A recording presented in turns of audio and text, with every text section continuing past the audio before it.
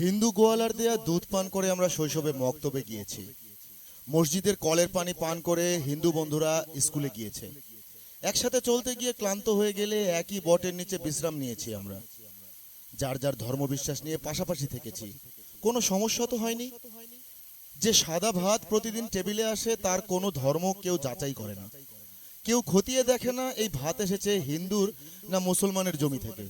রক্তের প্রয়োজন হলে মানুষ রক্তের গ্রুপ মিলায়, হিন্দুর রক্ত না মুসলিমের রক্ত তা কেউ মিলিয়ে দেখে না।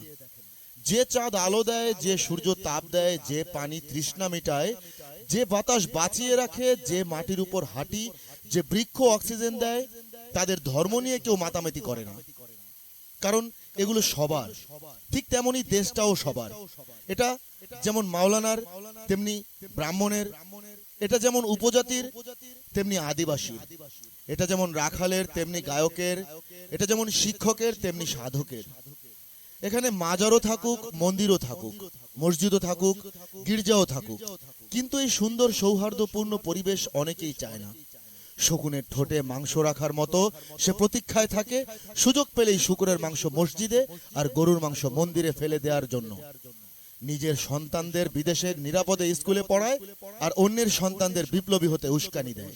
বিপদে পড়া যে কোনো মানুষ, নিজ ধর্মের হোক অন্য ধর্মের হোক, তাকে আশ্রয় দেয়াই আপনার ইমানের বড় পরীক্ষা।